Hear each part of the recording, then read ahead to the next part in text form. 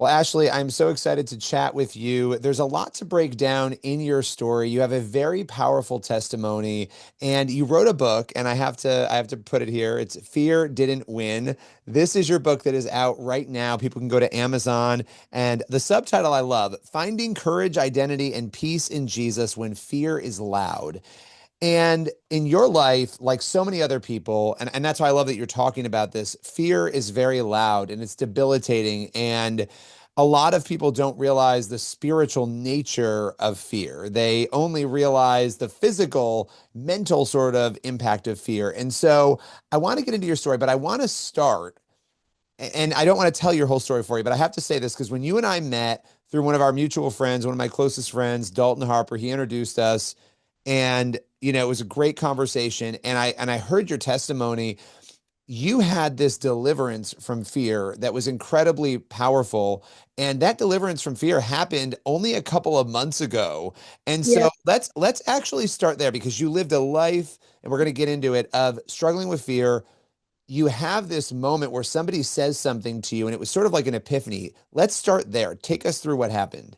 Okay, so back in November of 2025, I was kind of in a place in my life where I wanted to quote unquote get my life together, but not in a way of like I was like doing bad in life, but just in a way of like walking in my calling and walking in my purpose. So I called up a friend and basically was trying to get advice on certain like areas of my life, and I was basically telling him like the reason I'm not able to like do certain things is because I'm just afraid, and I know that's the reason, but I knew deep down in my heart that it was something that I feel like I couldn't get rid of. So what he told me was and I actually ended up sharing with him that I was diagnosed with an anxiety disorder when I was 17 years old. And what he told me was that fear and anxiety is actually a spirit that comes from the enemy. And after I had that conversation with him, it kind of like struck something in me. And I actually started talking to another friend about it right before like a church service. And basically was telling her that it was fear was something that was hard for me to get rid of. And long story short, I ended up going to church that same night, and the pastor that was preaching that night ended up having like an altar call for some people that were like dealing with crippling fear and anxiety. So I So went up you're there. there. So hold on. You're at church, and the pastor says there's people here who are dealing with Yeah, crippling fear, yeah, and you were one of those people. And so you responded to that. yeah. It all happened like within the same 7 days. So I ended up going up, getting prayer, and then like when I got home, I kind of was like, after prayer, I like didn't really feel any shift, but I got home and none of my roommates were home, so I kind of like had this out loud dialogue with the enemy and kind of was just telling him like, I'm done letting you rule my life. Like you have no power over my mind, no power over me anymore. And after that, I kind of went to sleep, woke up, and long story short, like I was literally completely free from fear and anxiety. Okay. So, and I want to talk about that freedom because when people hear the rest of your story, and again, fear didn't win, you tell the story in this book. I sat down and I read this book, and I told you this. I texted you over the weekend, and I read it from cover to cover in one sitting because it was so powerful reading your journey. And I related to your journey in a lot of ways, which we'll talk about after. But so you wake up and that crippling fear is gone. Had you ever thought, I mean, you had gone through your whole life from the time you were 7 years old into your 20s with this fear. Had you ever heard anybody talk about that fear being spiritual in nature in any way? Had you ever thought of it that way before your friends started mentioning it? Not really, just because when I was diagnosed, it kind of just became real to me, and I just saw it as a diagnosis that I would have to like live with for the rest of my life and just try to cope with. So yeah, the conversation I had with my friend definitely changed everything for me. And so you're a couple of months now into this journey after having prayed. What, when you look at your life before that prayer and when you woke up with that fear gone, and you look at your life right now, how is it different as a result of that deliverance from it? Oh, that's a good question. Um, I think that that's such a good question. Oh my gosh. I know that it's different but putting it into words is kind of just hard because it is just a very overwhelming feeling. Like walking in freedom is just an overwhelming feeling, and it's still very new. Um, but I Well, have like been. for instance, let me ask you this. This interview you're doing right now with me, Mhm. what would this have been like for you? And maybe it wouldn't have been hard because everybody has different trigger points in their fear, maybe 6 months ago versus now. I think that 6 months ago, I definitely would not have been able to freely talk about any of this, like over like an interview, just because I would have been afraid of just like being honest, and I would have been afraid of like, I don't know, saying the wrong thing. But like now, I'm kind of just like, I'm an open book because I know that God delivered me, and I know it's gonna help someone else. And that's kind Yeah. of how, yeah, I love that. I mean, you and it was this instantaneous thing where you woke up and you know, what's interesting is your friend, you had two friends that talked to you about it. You go to church, the pastor happens to call people up who are yeah, dealing with this, right? Then you go home and you say, you talked about having this dialogue with the enemy. You tell Satan, I'm not allowing this anymore. This isn't going to happen anymore. yeah. And then you go to bed and you wake up and you broke something. It sounds like when you said that, you broke off this relationship with fear. And I want to dig in. And the book, you know, tells this story again really beautifully. But when you were 7 years old was the first time you remember that fear coming into your life. And just so people understand how intense that was for you and how much of your life it controlled, give us a little insight of that moment from 7 on. Okay, so basically 7 years old was basically the first time I remember dealing with fear and recognizing that it was something wrong with me. So I started school at 7 years old. I was in the second grade, and I know that I realized I was not able to like introduce myself in front of the class without crying or like talking to other kids or like standing in front of like a church crowd and like reciting scriptures with my class. It was something that was harder for me.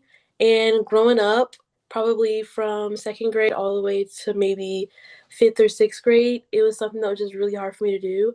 And I would say middle school, like late middle school, early high school, I started to like come out of my shell a lot more, talk to my friends a lot more. But I was still like doing all of those things with fear. And there was actually a couple of times people ask like what was wrong with me. And it was really embarrassing because I didn't really know how to answer that. Um so yeah, yeah. It affected you though. It affected you deeply. And I think Yeah. the part of this story too that I don't want to miss, and we're going to come back into American Idol and your auditions. When you wrote this book, you published this book before the end of 2025. Fear didn't win. And I'm going to keep saying it so people can go get it because I really did love it. You know, you felt God call you to finish this book and publish it by the end of the year. When did you first feel that prompting from God? So basically, I first heard the Lord speak to me about this book when I was 18 years old. And actually, I did not have like an intimate and close relationship with him back then, but like I actually knew his voice, so I knew that was him telling me to write this book or start this book. And I never really knew like the end result of what the book would be. So like the beginning chapters is kind of just like when I first started writing it, I was talking about like my experience with anxiety and everything. And after I got delivered is when sorry, before I got delivered is when like a week before is when the Lord put it on my heart to like finish it before the end of the year. And it was crazy because I didn't really know the outcome of what it And would you were be. still struggling with fear, right? You're still Yeah, struggling with this crippling anxiety and fear. And you feel him a week before you prayed that prayer, tell yeah. you you got to get this book done. Now, how old are you right now? I'm 26. So this is 8 years of time that this book was on your heart. And suddenly he tells you, get it done in the next 2 months, Yeah. basically. And a week later, you had no idea that you would have the freedom that you have right now. That is wild to me. So you continued on.